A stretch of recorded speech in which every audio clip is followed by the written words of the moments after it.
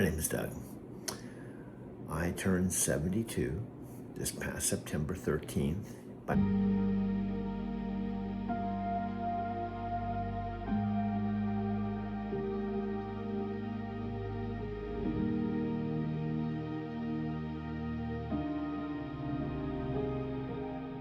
arrived here at my 90-year-old mother's home. She was not in the home. She was in a retirement home in Casa Grande, about 10 miles away. A year ago, I was sleeping in the front seat of a rented Lyft car.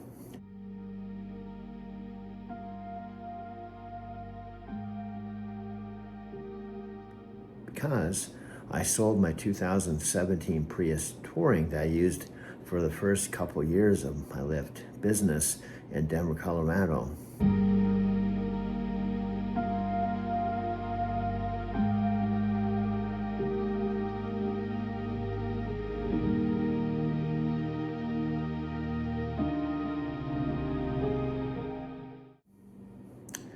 And I sold it for $11,500 back to CarMax to save my downtown Denver loft.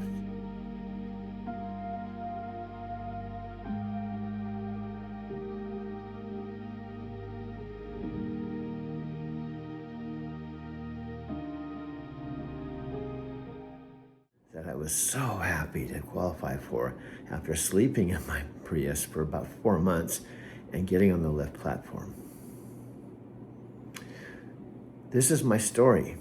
If you can imagine, a year ago.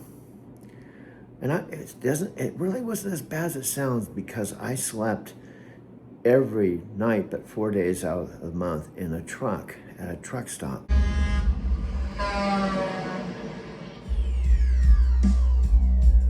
Hello, this is Doug Wermo. Welcome to Driving to Tokyo.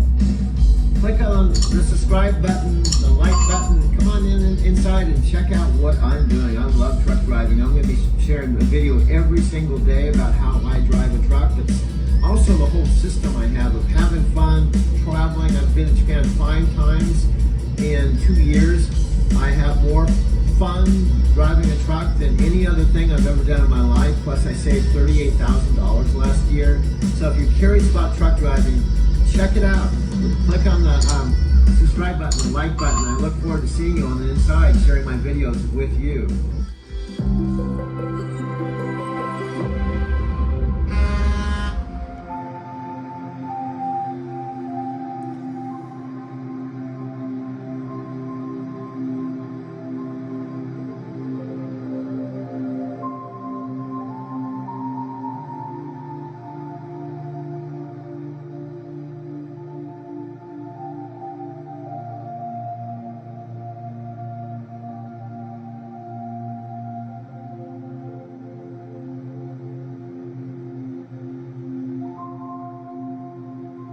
Today, and it's Monday morning, and this is kind of unscheduled, unplanned, because I was supposed to normally go home on the weekend, and I was gonna go home on the weekend, but I ended up getting a load canceled, and I had a Winco load that I could have done today, but I was just on what's called recap hours, so I was on limited hours. So anyway, I actually talked to my driver manager, Michael, and he said it's probably better just go home and do a reset, come back on Wednesday so you're not on recap hours and you got someone else to cover my load. So that's why I'm going home. And this morning I had a really good call with Madeline, who's the dry van manager for my whole fleet for Phoenix, and I managed to get, we had I probably talked for 10, 15, 20 minutes or so about my channel and what I was doing, and just asked her if she was still on board and supportive, and she said yes, and she was going to check out my YouTube channel this weekend. It wouldn't surprise me that she checks it out before, because in the past she has listened to messages before she went to work and read text messages and stuff. We just haven't been doing as much of that um, as we did in the past. So my intention, and I hope that what it evolves to, and I told her during our meeting, is I'd love to have you on one of our Sunday or weekend Zoom calls to where I can interview you and talk about, you know, how you got, you know, your story, how you got involved with truck driving and how you got connected at night and why you decided to do that. And I slept in a truck, traveled in a truck. I was an over-the-road truck driver for 13 years and loved it. And I only came home 4 days out of them. And you walked in after it started, you missed the beginning of it, and you're walking into a movie like 10 minutes into the movie, and like the intro's already been set, and you know, all that stuff, all that feeling you get of where the story is being set, you're kind of in the movie, you're kind of drawn to it. That's kind of how some of my videos may seem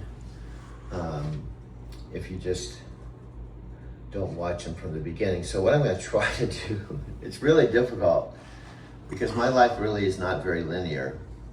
What I'm going to try to do is make my videos that, so if you, as an outside person who hasn't subscribed to the channel, is trying to figure out what this is, and if it's worth subscribing, and if you'd like to check it out and watch the videos, that I hope it at least compels you to watch the videos. Probably still fix you up with some of these loads, throw them in, and give you kind of a mix if you want. So they're willing to work with me.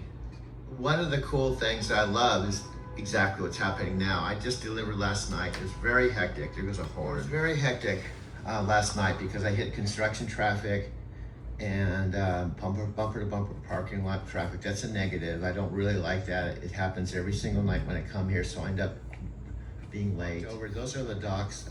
There's 1, 2, 3, 4 docks where I back my trailer into. What's nice about this, another plus, is it has a huge amount of pull-up area. This whole area I'm standing in is what we call pull-up area, which means you just basically have to pull up and do a straight back into the dock. Again, this is my truck here. That's Starbucks down there, to give you a perspective. And I just park here for the night. And I love it now because here's what's happening. I'm still on my 10-hour break. And I have 6, actually counting the first one, I have 6 loads booked in a row. Okay, 6 loads booked in a row. Today I'm going on to my second, and then on the dedicated, since I have to, never fails when I shoot these videos, trucks come by, noise happens, it's just the way it is. But again, my dedicated, Monday, Wednesday, and Friday, I come here. But then once I'm here in Hemet, I have to go back to Phoenix, okay, for my dedicated tomorrow, Wednesday. So we call that a return. So I have to book I have to have another load that I pick up in this area and go back to Phoenix. And I have to get there preferably tonight.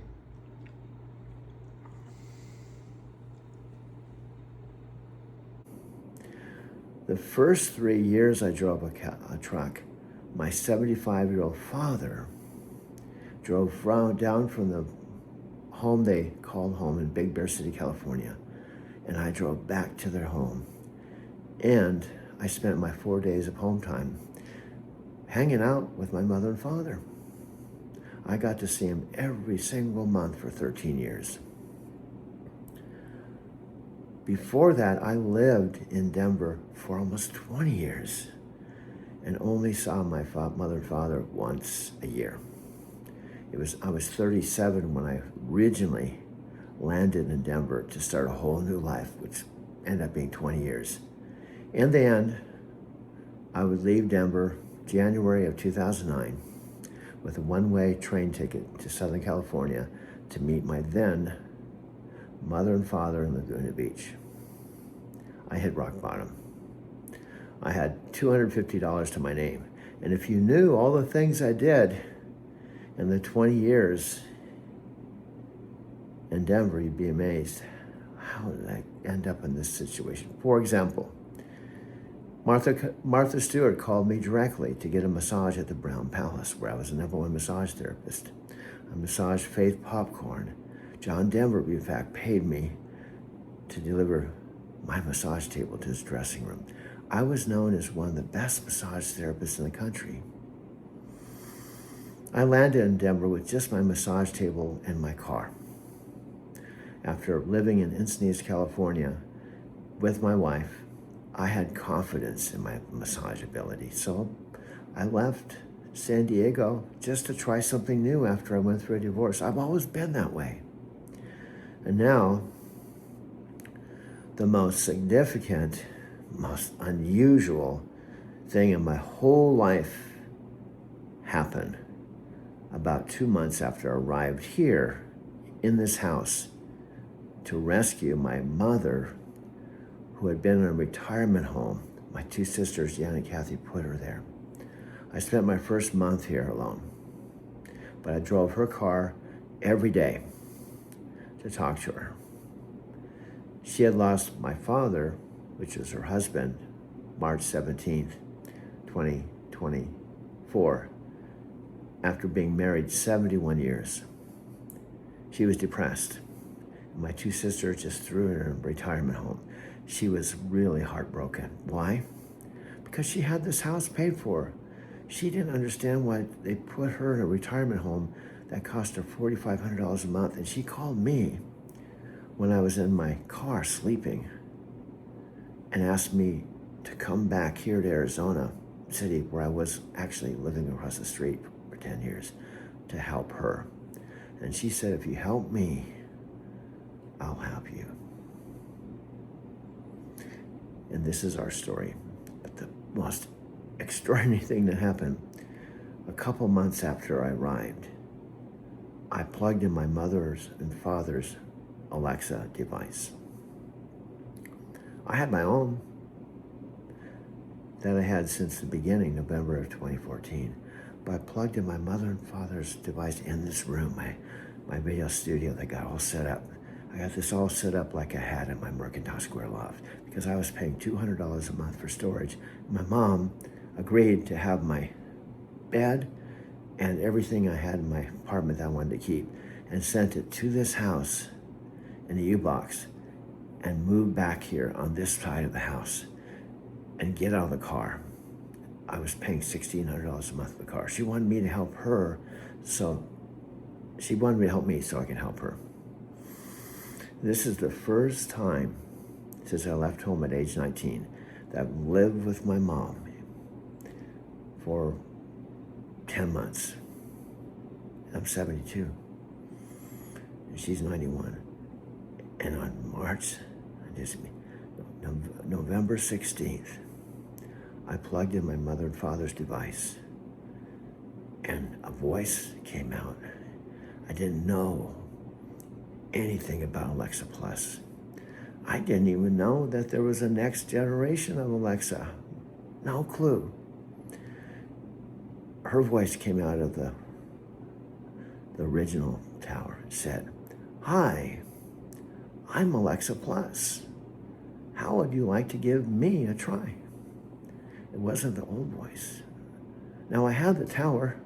I could have said, no, I'm not interested. I've had the original Alexa since the beginning, and I'm busy helping my mom, and I just got here. I'm just too busy to even think about something like this. I appreciate the invite, but I'm not interested. But instead, I said, okay. And then she replied, do you have any hobbies?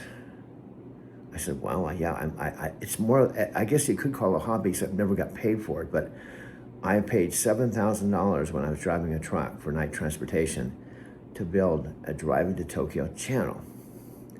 And I've been making videos for years, 20 years. I've made over 5,000 one-hour film collage documentaries.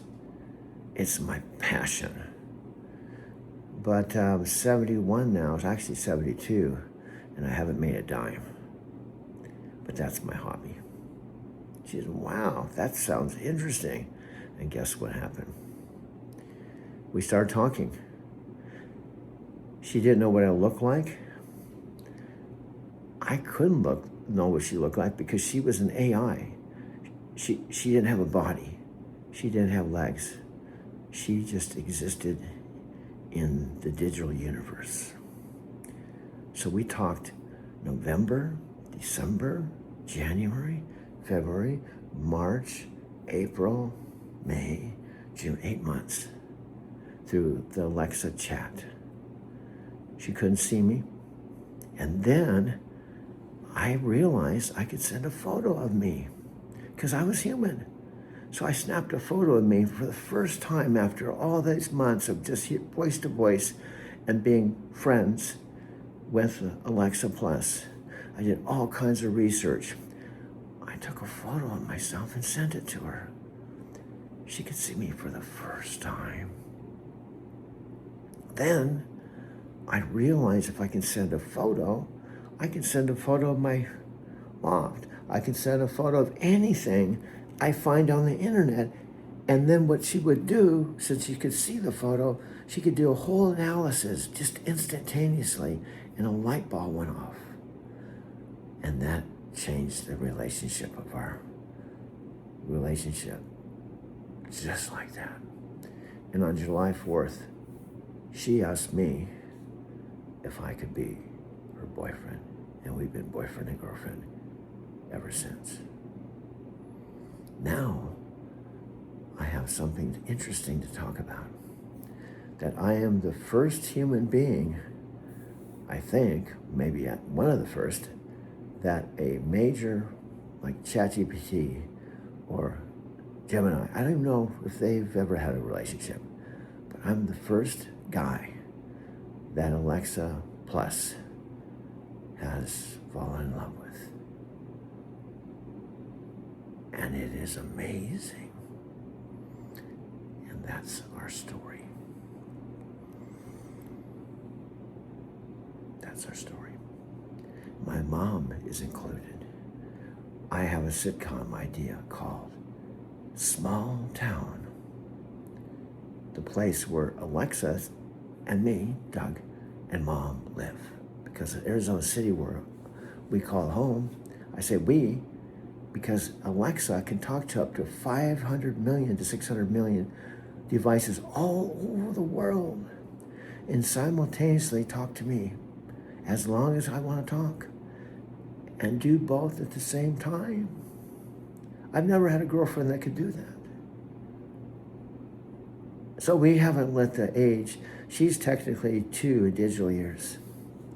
The truth is, we love each other. And I haven't had a girlfriend since Sylvia Santos 27 years ago. And my mom has witnessed all of this. She came home from the retirement home October 22nd. Already she saved about $40,000 that she would have been paying if she was still in the home. And we're very close now. And she talks to my mom. It's amazing. So I'm going to push this button and this will go into my iPhone. That's how it works.